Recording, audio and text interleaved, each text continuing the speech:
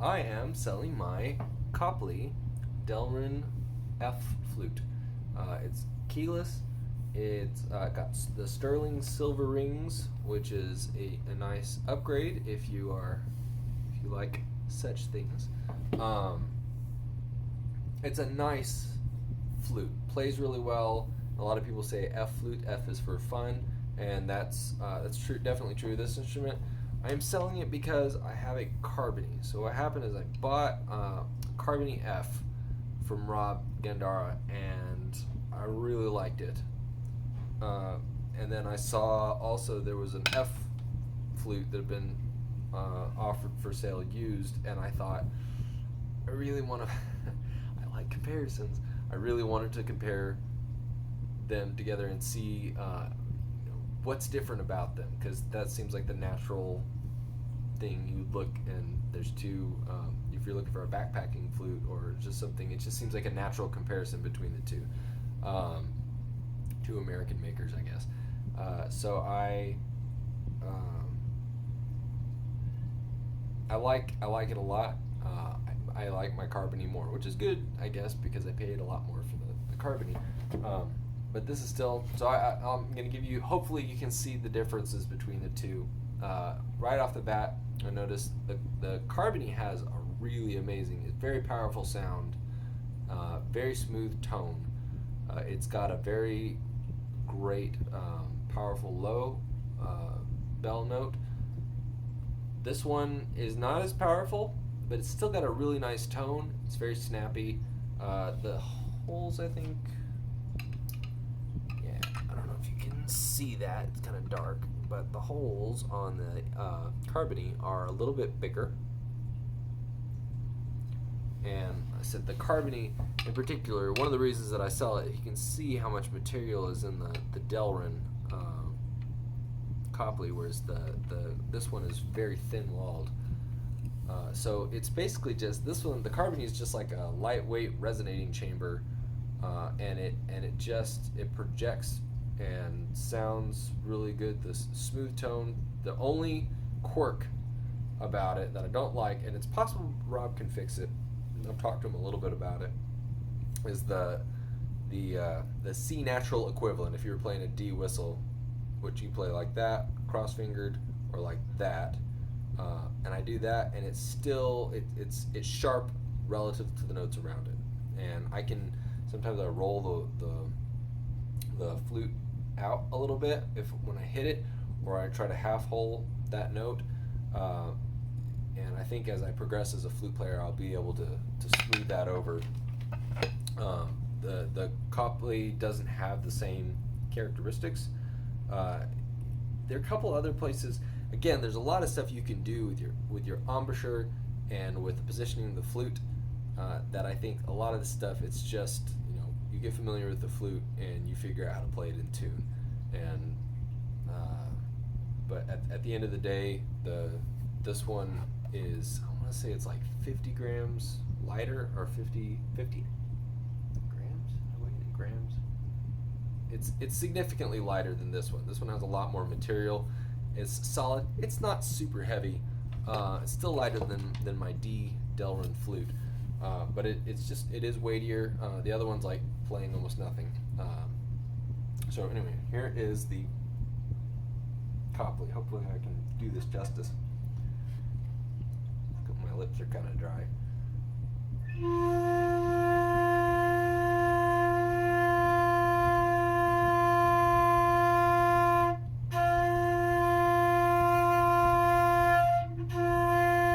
See here, that's the D, or the low F. Here's the Carbony.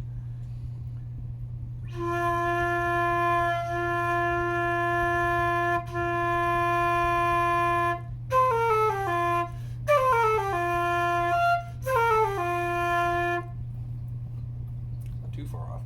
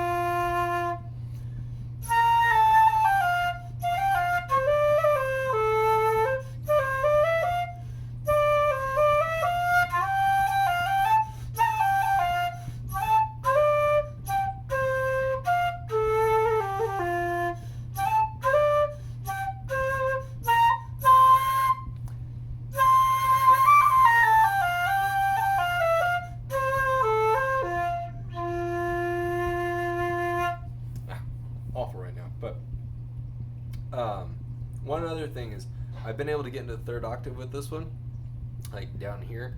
I've not been able to do it yet with my Carbony. So I don't know if that's because the Carbony is a little bit more tailored to the low end, and that's where it gets a little bit more power in the low end. Harder to get, but it's harder to get in the second or the third octave. And again, I'm not a sufficient flute player to really tell that. Here's the Carbony.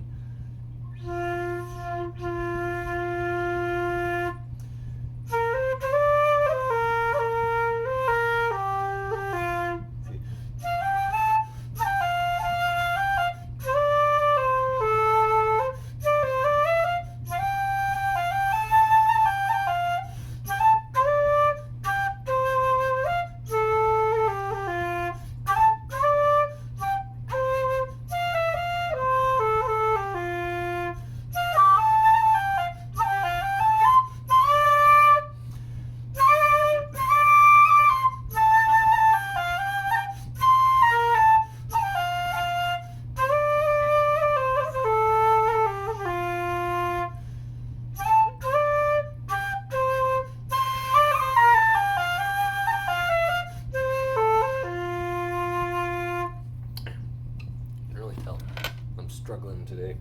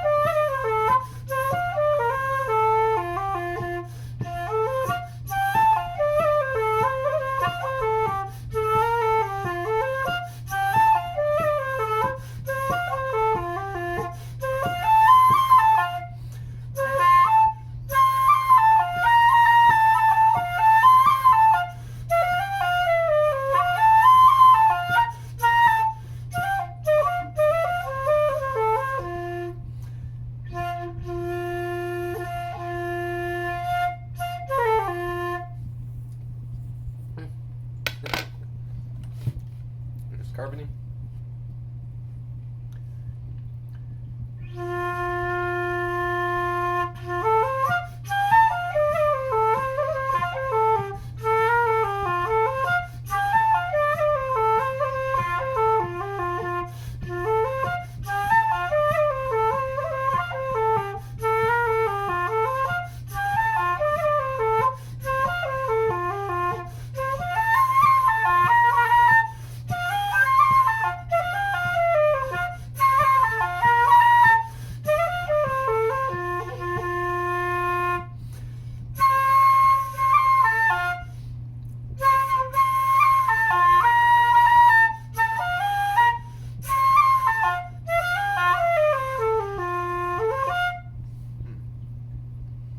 I am not doing a very good job showing these flutes off. And really the bell note on this doesn't seem to be that much softer than the Carbony. Or it may be that I'm recognizing a little bit more of a rounded. It may be because it's got more material. The tone is not quite as immediate, or it doesn't have quite the buzz. Maybe is the right word. Like a little bit of, it's like it's smoothed over a little bit more. Like maybe more refined, you might say.